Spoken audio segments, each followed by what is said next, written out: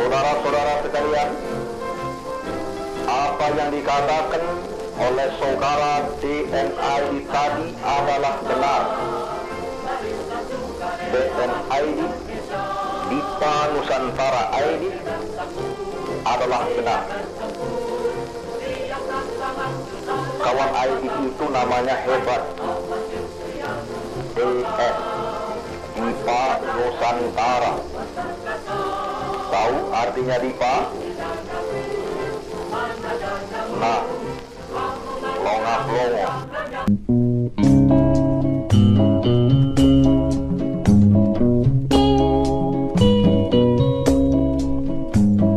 Genjer-genjer nong kedoan batik keleler. Genjer-genjer nong kedoan.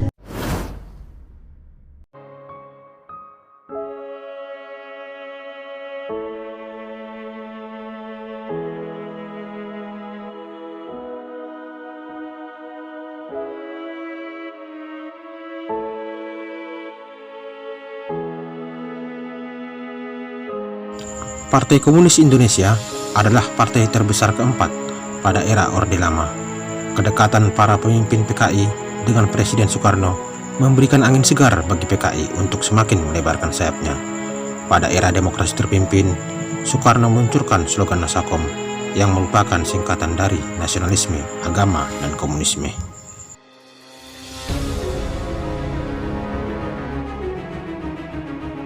Gagasan ini didukung penuh oleh Partai Nasional Indonesia (PNI), Nahdlatul Ulama (NU), dan Partai Komunis Indonesia (PKI). Dengan demikian, peranan PKI sebagai mitra dalam politik Soekarno semakin terlembagakan. Dikutip dari buku Sejarah Perjumpaan Kristen dan Islam di Indonesia tahun 2004, tulisan Jan S. Aritonang, Soekarno menyatakan bahwa Nasakom merupakan perwujudan dari Pancasila dan Undang-Undang Dasar 1945 dalam politik.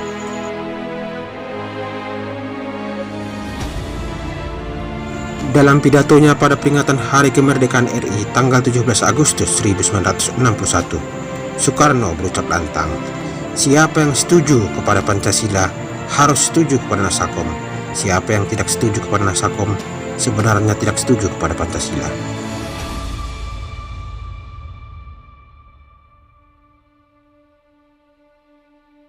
Pada tahun 1965, PKI mengklaim memiliki 3 juta anggota yang di dalamnya mencakup golongan pelajar, pemuda, wanita, kaum buruh, dan tani. Hanya satu ganjalan PKI, yaitu Angkatan Darat. Ahmad Yani sebagai pimpinan Angkatan Darat sangat menentang semua kebijakan pemerintah yang dipengaruhi oleh PKI.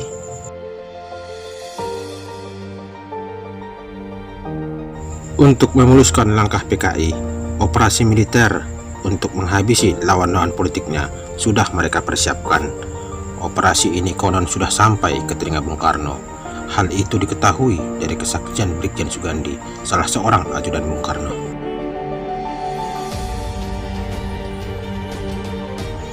"Kamu jangan PKI Bobi," yang artinya kamu jangan takut PKI. Perkataan ini dilontarkan oleh Bung Karno saat mengadakan dialog dengan Brigjen Sugandi di Istana Merdeka pada tanggal 30 September 1965.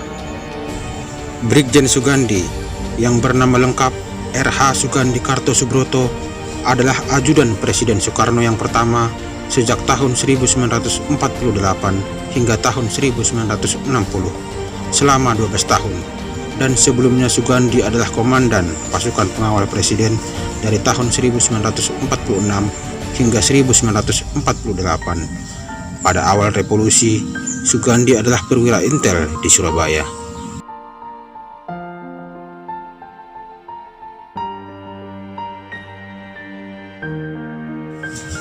Setelah berhenti sebagai ajudan Bung Karno, Sugandi kemudian menjabat sebagai Ketua Umum Dewan Pimpinan Pusat Ormas Musyawarah Kekeluargaan Gotong Royong (MKGR) sejak kemunculannya tahun 1960 sampai 1991.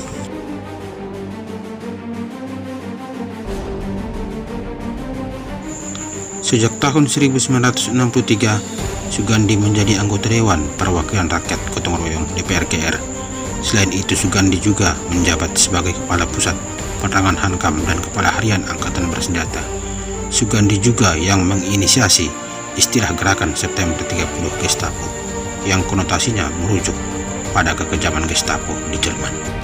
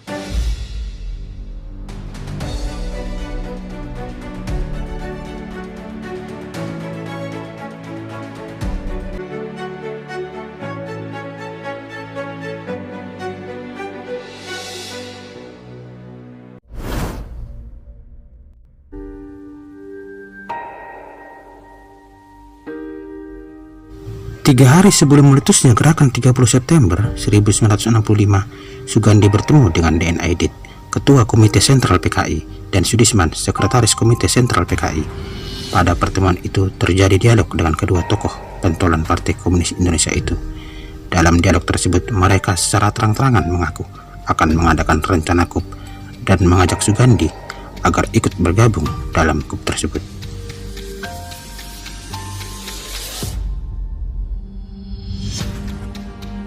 Seperti ditulis Antoni C. Adek dalam Soekarno File halaman 31 tahun 2005 dan juga dicatat dalam buku Kronik 65 halaman 218 tahun 2017 yang disusun Kuncoro Hadi dan kawan-kawan. Pada pukul 11 pagi tanggal 30 September 1965, Brigadir Jenderal Sugandi Kartosubroto, ajudan senior Soekarno, datang menghadap sang presiden.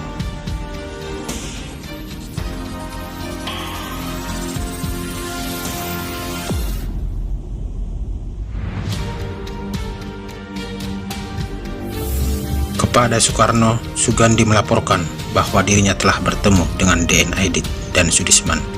Keduanya mengajak Sugandi untuk bergabung dalam aksi melawan Dewan Jenderal. Namun, laporan tersebut ditanggapi lain oleh Soekarno. Tampaknya Soekarno sudah termakan hasutan PKI tentang isu Dewan Jenderal.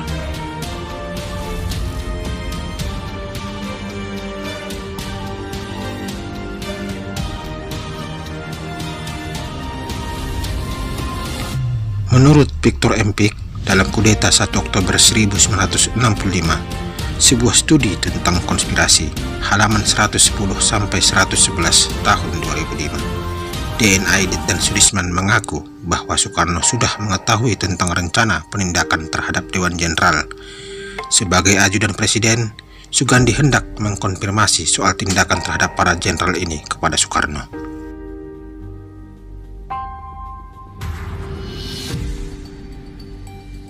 Sugandi ingin bertanya tentang tahu atau tidaknya presiden soal itu.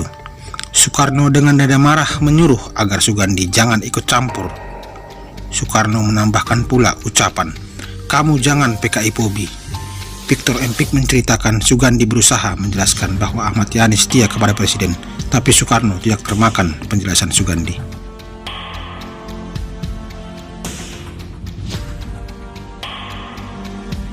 "Sudah, jangan banyak bicara, jangan ikut-ikut.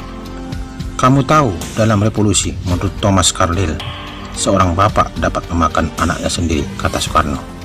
"Waduh, kalau begitu bapak ini sudah jadi PKI," timpal Gandhi.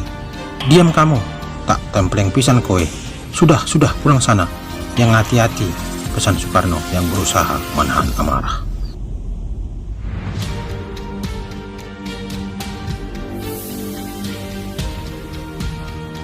Sugandi tidak sakit hati dengan omongan Soekarno yang kasar itu. Baginya itu hal yang biasa. Cerita soal pertemuan antara Sugandi dengan Soekarno tidak hanya dicatat oleh Victor Empik, Amelia Yani Putri Ahmad Yani, juga mencatat hal yang kurang lebih sama.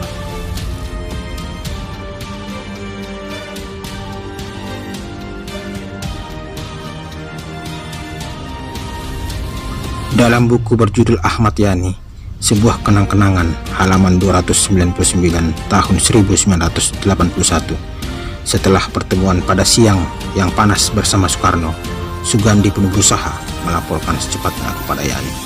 Namun Yani sulit ditemui. Pada malam hari 30 September, Sugandi sudah menelepon ke rumah Yani, tapi Yani sedang menerima kedatangan Mayor Jenderal Basuki Rahmat.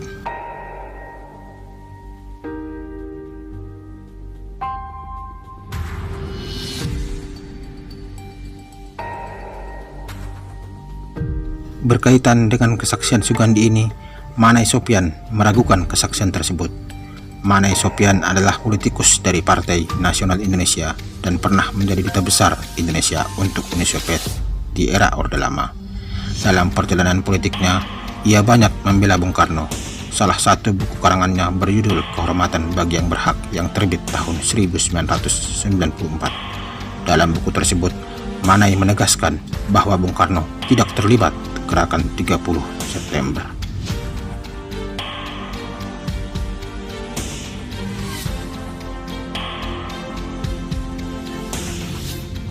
Pada halaman 38 sampai halaman 42, Manai Sopyan menjelaskan bahwa kesaksian Sugandi terkesan janggal. Alasan pertama, PKI tidak mungkin membocorkan rahasia tentang rencana mereka kepada seorang jenderal yang jelas berada di kepulauannya, apalagi derajat kerahasiaan itu termasuk sangat tinggi.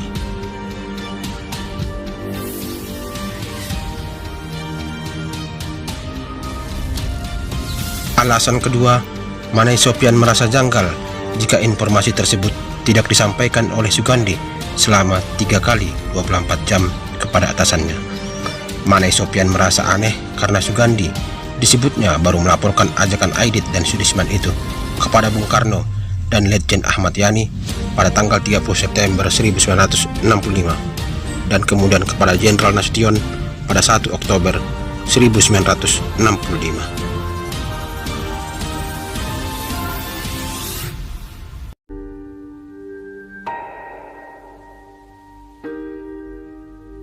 Sebagai kesimpulan akhir, Manai Sopyan berkeyakinan bahwa Bung Karno tidak mengetahui, merencanakan atau terlibat dalam gerakan 30 September PKI.